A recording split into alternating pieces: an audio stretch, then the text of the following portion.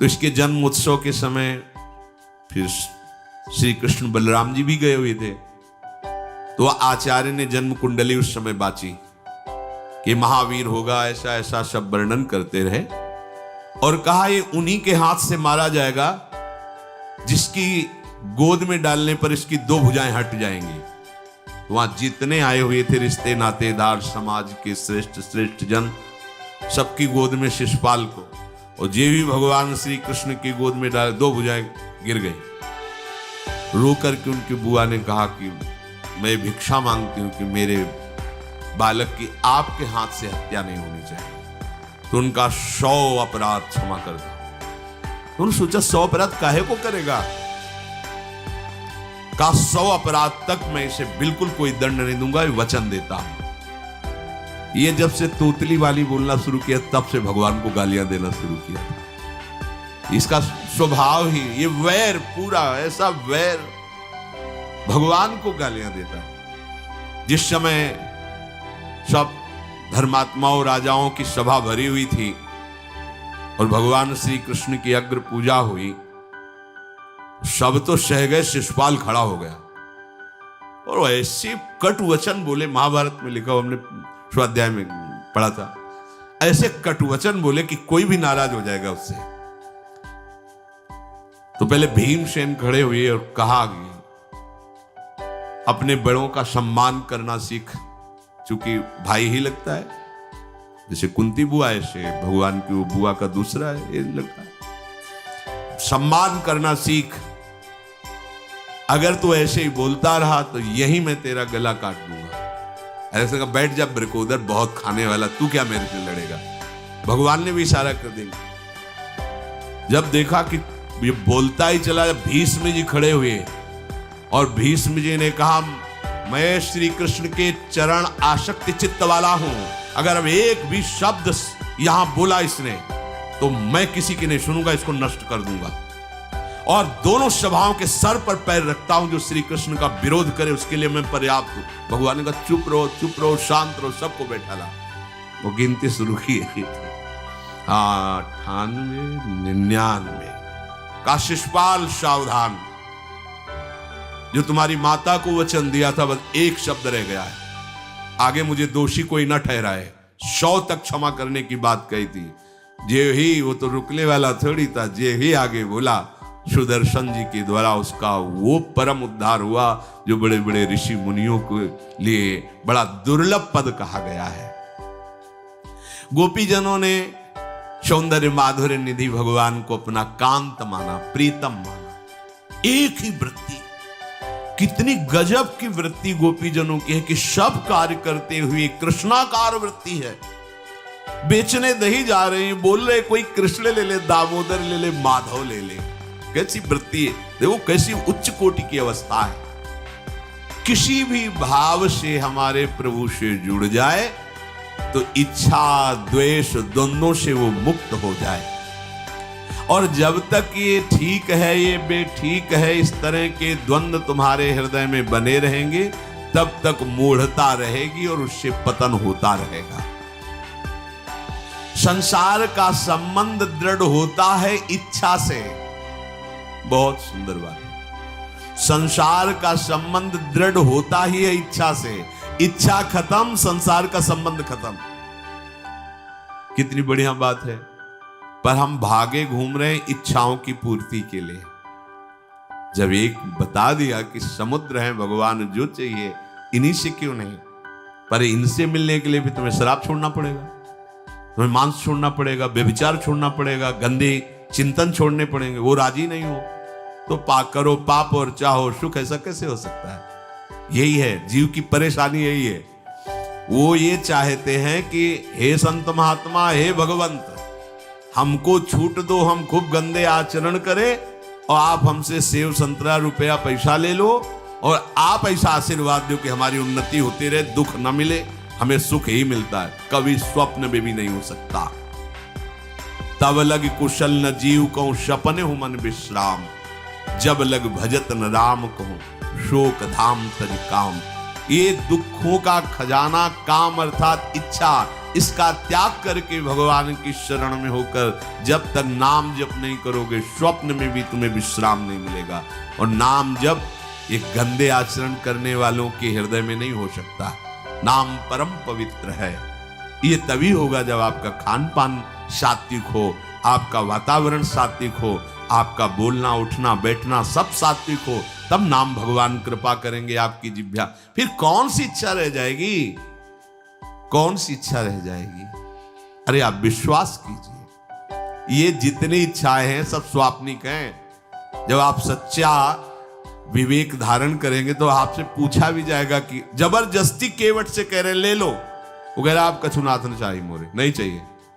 प्रहलाद जी कह रहे वरदान मांगो, हमारी आज्ञा का पालन करो, तो कह रहे हाँ आपकी आज्ञा का पालन करता हूं, हे नाथ मुझे यही वरदान दीजिए कि आपसे भी कोई इच्छा न रहे। ये वरदान मांगा कि आपसे भी कोई इच्छा। आप सोचो क्या है ऐसा भागवतिक रस कि जिसको वो मिला तो भगवान से भी कह देते। और भक्त तो बड़े विचित्र विचित्र है, वो भगवान से कहते तुम्हारी इच्छा क्या है प्यारे, बोलो हम पूर्ण करते हैं। तुम्हारी इच्छा क्या है? हमारी तो कोई इच्छा ही नहीं, आप बोलो आपकी इच्छा क्या है, आप क्या चाहते हो, मैं कैसे आपको रिझाऊं। जब कामना को लेकर के मनोवृत्ति का प्रवाह संसार की तरफ होता है, तब ये कामना ही हमें राग द्वेष में बांध देती है। जो महापुरुषों ने उपासना करके शास्त्र स्वाध्याय करके अनुभव किया है, उसे ध्यान से सुनो। इच्छाओं से बचने का उपाय, इच्छा ही आपके बंधन का कारण है, इच्छा ही जन्म मरण का कारण है। इच्छाओं से बचने का उपाय, कर प्रमाद मत बनो आलसी, करो सुचारु रूप से काम, अपना काम स्वयं करने में लाज बड़प्पन तजो तमाम। पहली बात, शरीरधारी को किसी दूसरे शरीर से अपने शरीर की सेवा तब तक नहीं लेनी चाहिए जब तक बीमार ना हो जाए, असमर्थ ना हो जाए, चाहे गृहस्थ में हो चाहे विरक्त में हो। ध्यान दीजिए, आप चाहे आपकी पत्नी हो, पुत्र हो, परिवार हो, आप उनके सेवक हैं, क्योंकि वो सब प्रभु के जन हैं। इस भावना से रहोगे, कभी नाराज नहीं होगे, कभी गुस्सा नहीं आएगा, कभी झगड़ा नहीं होगा। अगर आप अपने को ये माने कि प्रभु मेरे इस रूप में आए हुए हैं, मुझे अपने कर्तव्य का पालन करना है, तो कहीं झगड़ा नहीं हो सकता। तुम जो कर रहे हो तुम्हारा कर्तव्य, हमारा कर्तव्य है कि हम पति पुत्र परिवार आदि जो भी है, ये हमारे भगवान का स्वरूप है। मैं आप समझो वही भगवत साक्षात्कार, पर ऐसा कौन मानता है। अच्छा, साधु वेश में ये जरूर सावधानी रखनी चाहिए, ध्यान देकर सुनिए। जब तक आपका शरीर स्वस्थ है, आप किसी से किसी भी प्रकार की सेवा स्वीकार न करें। भिक्षान्न के सिवा कोई भी सेवा स्वीकार न करें। अपने शरीर की सेवा तब तक करें जब तक आपका शरीर असमर्थ नहीं हो जाता। असमर्थ हो गए तो फिर हरि ही करें आकर स्वयं, या किसी को भेज दें, या उनके बस की बात है। देखो माधवदास बाबा की लंगोटी स्वयं श्री ठाकुर जी महाराज धो रहे हैं। तब तक हमने अपने बड़े संतों को देखा है, बिल्कुल किसी भी तरह की कोई सेवा नहीं स्वीकार करते। अपनी दिनचर्या अपने हाथ से अपने शरीर की पूरी। आपको क्या हो गया है? आप भी वैसे चलो जैसे गुरुजन चले हैं, भिक्षान्न के सिवा। आप अपनी किसी भी तरह की सेवा किसी से मत करवाइए। आप देखो इच्छाओं का दमन होना शुरू हो जाएगा, यहीं से इच्छाओं का दमन शुरू हो जाता है। आप सच्ची मानिए, ये जो आप शरीर सुख की आकांक्षा से दूसरे से सुख लेने की इच्छा करते हैं, यही तुम्हारे बंधन का कारण है, यही तुम्हारी दुर्गति, यही तुम्हारी कमजोरी है। जब तक शरीर स्वस्थ रहे, किसी से किसी भी तरह की सेवा मत लो, और अधिक से अधिक सेवा करने का भाव रखो। सुधार, हमें सेवा करना है, सेवा लेना नहीं है। जब तक सेव्य का साक्षात्कार ना हो जाए या शरीर असमर्थ ना हो जाए, तब तक ये नियम दृढ़ रखना चाहिए। गुरुजनों को भी देखा, श्री जी की सेवा कर दो, रसोई के से बाहर शरीर सेवा में कभी भी नहीं। कभी धोखे से ऐसे वस्त्र आदि रह गए और महाराज जी धो के जल्दी से फैला दिया तो भी डांट लगी, ऐसा क्यों किया? नहीं रखे थे महाराज जी, हमने ऐसा कर नहीं नहीं, जब तक हम कहें नहीं तब तक नहीं। आज भी सरकार अपने ही हाथ से श्री जी को भोग लगा के ही, साहब हैं पर वो अपने ही हाथ से 2 रोटी भोग बना के। देखो बुजुर्ग संतों को, बड़े महापुरुषों को हमने देखा है, अपने शरीर, जब तक शरीर में सामर्थ्य है तब तक, ये महापुरुषों का आदेश है, अपना काम स्वयं करने में लाज बड़प्पन तजो तमाम। अपना काम करने के लिए आप किसी को भी आदेश मत करें, किसी की भी सेवा स्वीकार न करें। हाँ, हमें भूख लगेगी तो रोटी मांग लेंगे जाकर के, क्या जरूरत है हमें किसी की सेवा स्वीकार करने की। मांगो, खाओ, खूब भजन करो, सत्संग करो, कम खर्चे वाला जीवन रखो। जरूरत क्या है? जो जरूरत है गली चलते दे देंगे भगवान, विश्वास करो, गली चलते दे देंगे। विरक्त गृहस्थ धर्म पूर्वक कमाओ, जितनी आवश्यकता प्रभु दे देंगे। ऐसा कोई त्रिभुवन में नहीं जिसकी आवश्यकता की पूर्ति न होती हो। अनावश्यक तुम्हारी मांगे जो हैं वही तुम्हें दुख दे रही हैं। आवश्यक व्यवस्था सबको भगवान दिए हुए हैं, अनावश्यक मांग के लिए तुम्हें फिर फंसना होगा। ये तुम्हारी अनावश्यक मांगे हैं, ये हो जाए, वो हो जाए, वो जो आपको जीवन जीने के लिए जरूरी है, धर्म पालन के लिए जरूरी, वो बिना मांगे भगवान दे रहे हैं सबको। देख लो। हाँ, आप कि भाई हमको उस परिकर में रहना है, उस कोर्ट से रहना है, वो सब वीआईपी, हमको भी उस कोर्ट का, ये मांगे हैं तुम्हारी। तुम्हारा प्रारब्ध जितना है उतना तुम्हें मिलेगा, जो आवश्यक है वो तुम्हें मिलेगा।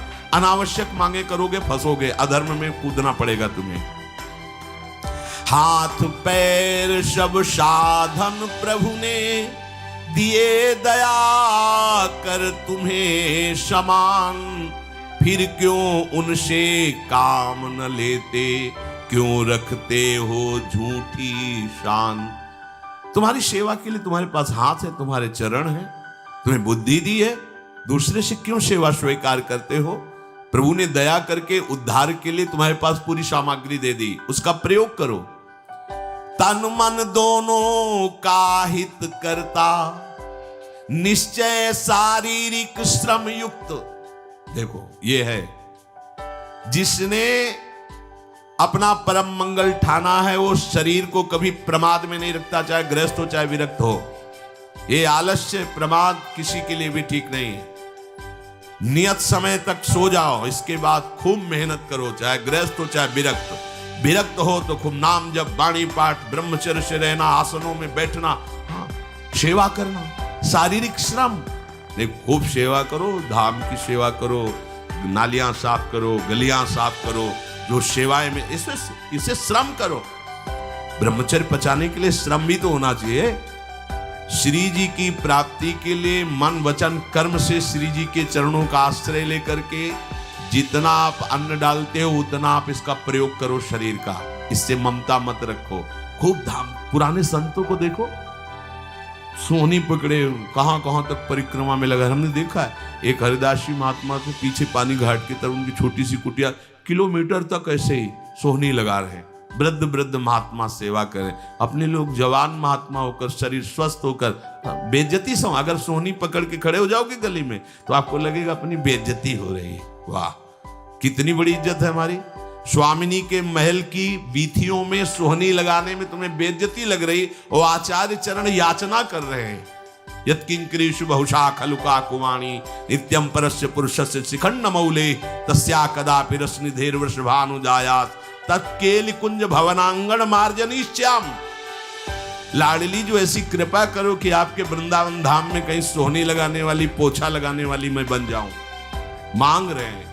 एक से कहा भैया चाहे जितना बुरा प्रारब्ध हो, यहाँ जो भगत आते हैं उनके जूते साफ कर दिया करो, प्रारब्ध खत्म हो जाएगा।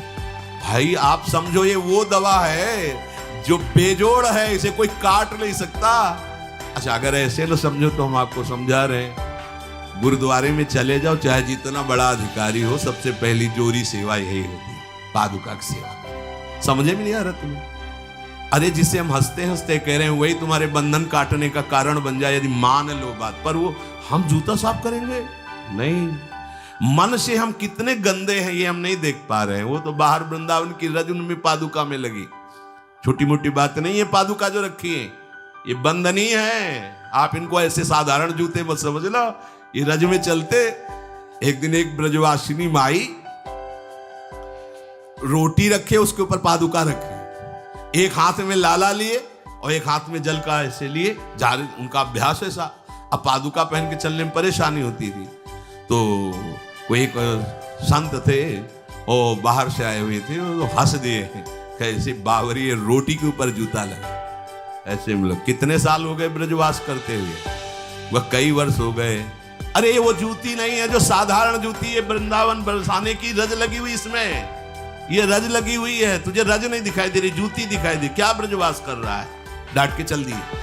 समझो, हम कहें कि जूती साफ करो तो हम जूती साफ करेंगे, और ये है कौन सी जूती साफ में, क्या रज है। वृंदावन बरसाने की सब जगह घूमते रहते हैं ये महाभागवत जन। अगर इनकी ये गृहस्थ विरक्त मत देखो, सब लाडली जी के लाडले हैं जो यहाँ आए हुए हैं। अगर हम उनकी पादुका साफ करेंगे तो हमारा हृदय साफ हो जाएगा। पर कोई मानता कहाँ है।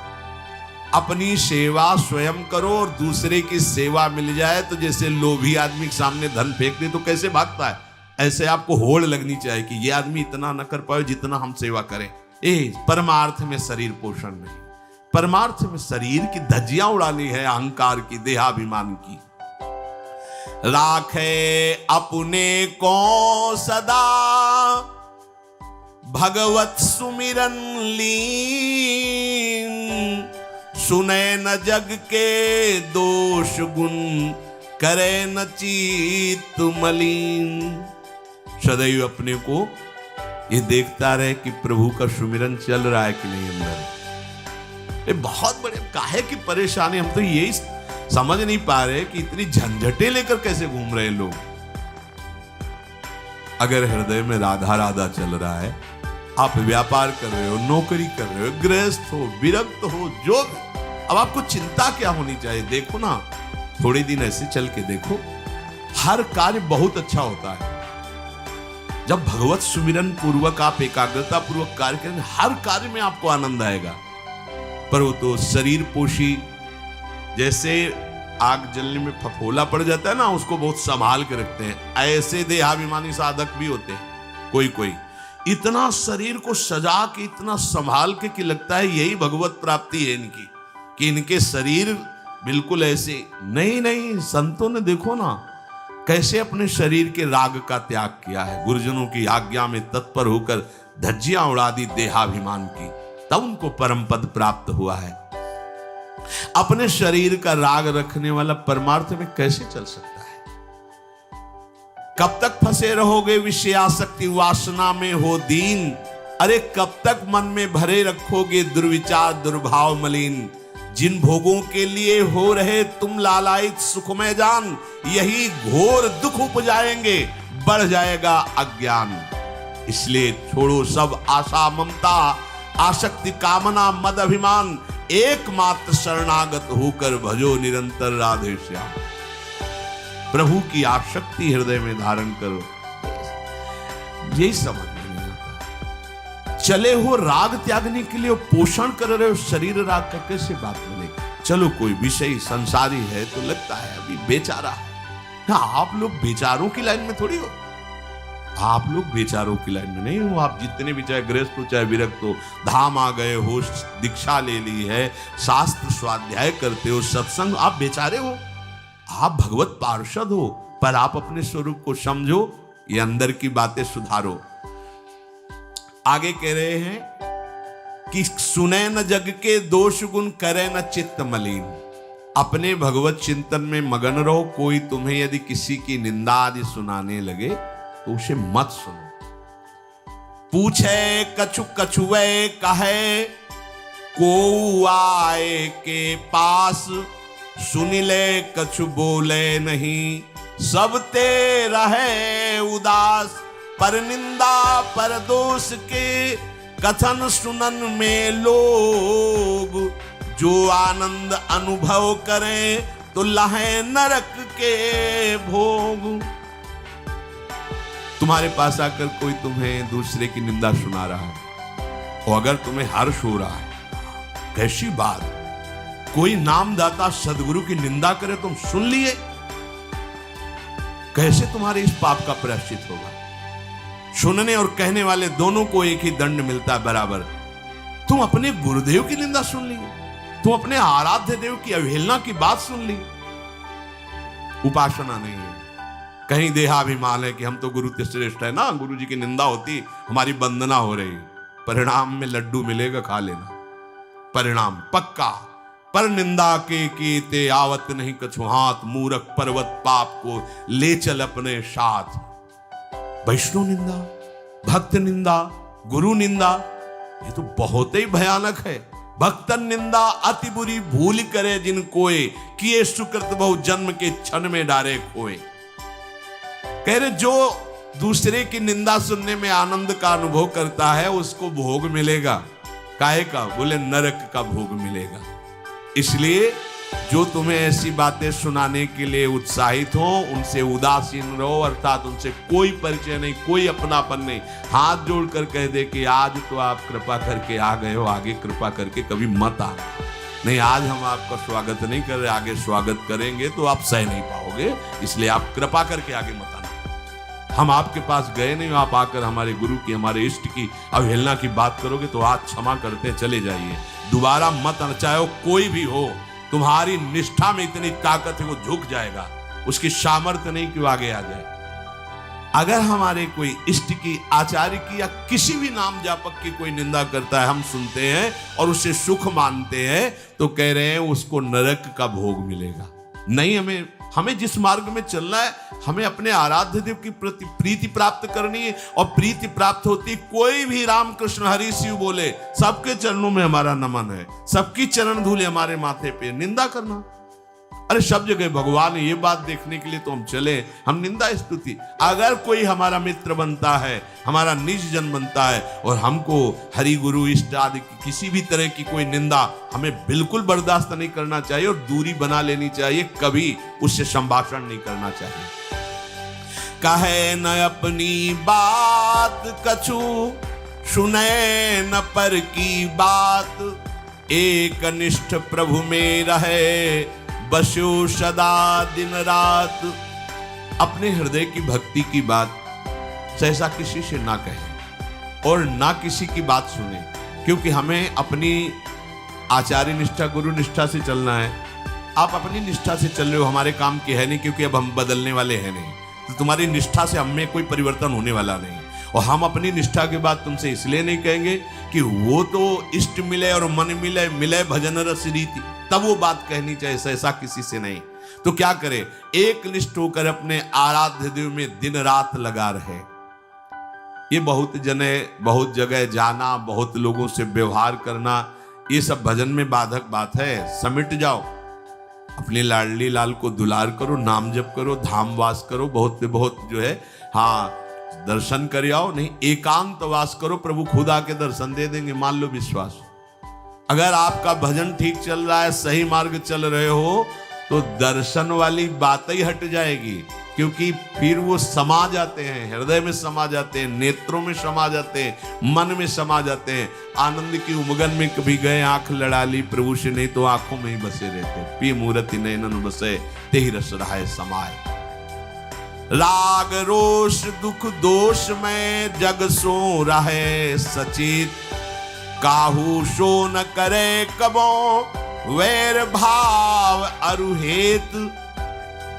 कोई इच्छा न रखो तो तुम्हें कभी क्रोध नहीं आएगा।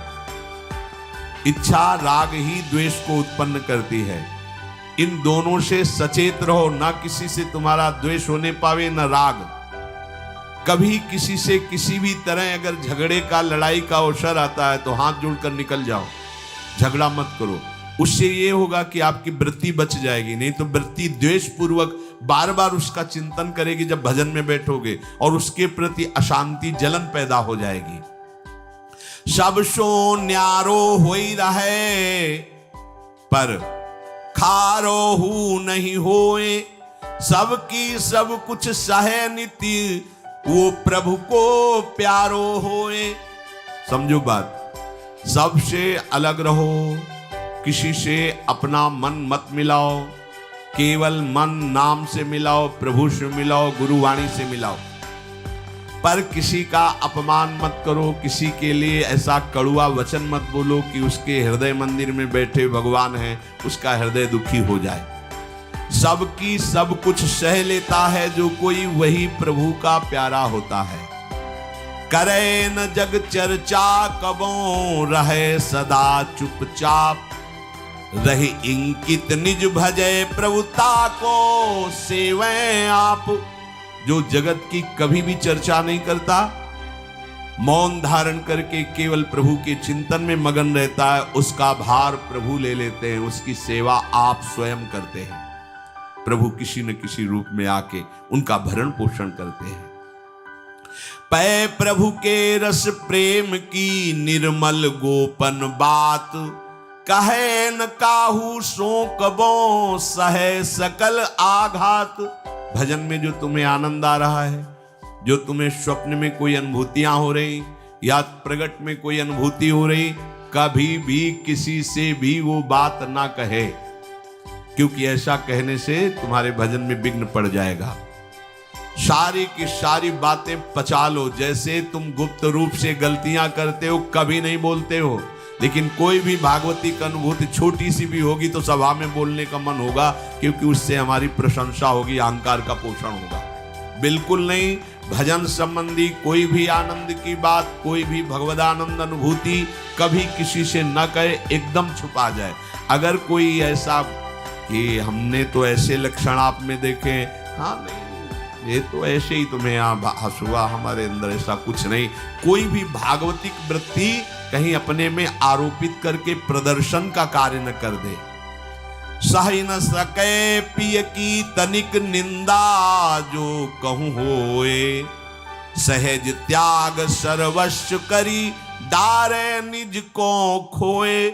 यदि अपने आराध्य देव की कोई निंदा कर रहा हो तो वहां सहन न करे। सही न सके पिय की तनिक निंदा, जो कहूं हो। संत शंभु श्री पद अपवादा, कही सुनीतास मर्यादा, काटी जीव तासु जो बसाई, श्रवण मुनि न त चले पराई। यदि हमारे कोई आराध्य देव गुरुदेव की निंदा कर रहा है, ताकत हो तो उसकी जबान बंद कर दे, नहीं तो कान में अंगुली डाले उठ के चल दे, दोबारा उसका कभी चेहरा न देखे। भरत जी ने माता कैकेयी से कहा कि आपने हमें निमित्त बनाकर 14 वर्ष का वनवास भगवान श्री राम को दिया, इसलिए आज के बाद में कभी तुम्हें मां नहीं कहूंगा, पापिनी कभी तेरा मुख नहीं देखूंगा। भरत जैसे भगवान के अवतार परम पवित्र माता कैकेयी के लिए ऐसे कटु वचन बोले, आज के बाद कभी मां नहीं कहूंगा, है पापिनी तेरा कभी मुख नहीं देखूंगा। ये जो हमारे इष्ट की निंदा कर दे, हमारे गुरुदेव की निंदा कर दे, हम उसे आदर देंगे, हम उसको बात सुनने के लिए बैठा लेंगे। हाँ और बाओ, हमें और गंदा करो। सहज त्याग सर्वस्व करी, डारे निज को खोए। अपने अपनत्व को अपने आराध्य देव में सहज समर्पित कर दे। या जग में जाके हृदय ऐसो प्रेम समाए, हरिता को अति चाव सो रखें सदा अपनाए। इस जग में जिसके हृदय में ऐसी निष्ठा होती है, तो हरि उसे अपना मान करके फिर स्वयं उसका भार लेकर इस संसार में रखते हैं, अर्थात उससे वही कराते हैं जिससे जग मंगल होता है।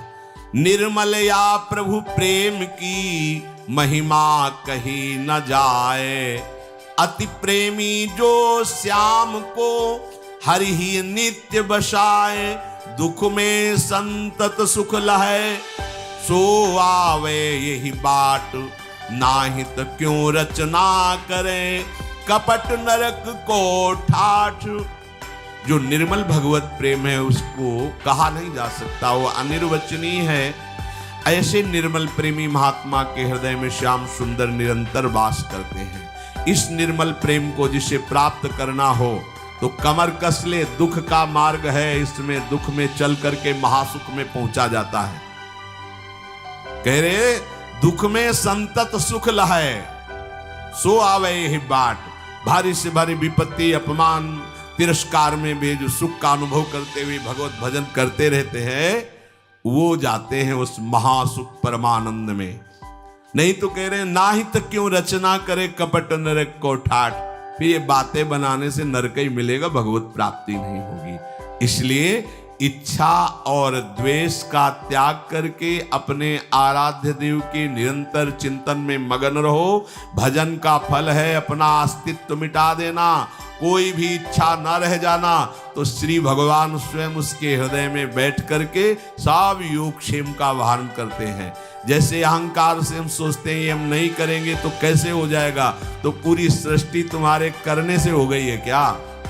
जिन्होंने एक संकल्प में अनंत ब्रह्मांडों का सृजन, पालन और लय करते हैं, करते रहेंगे, उन प्रभु को पहचानने के लिए मनुष्य जन्म हुआ है। यही परम कर्तव्य है, हम भजन करके उनमें लीन हो जाएं, उनको जान जाएं, तो महान दुख से हमारा छुटकारा हो जाए।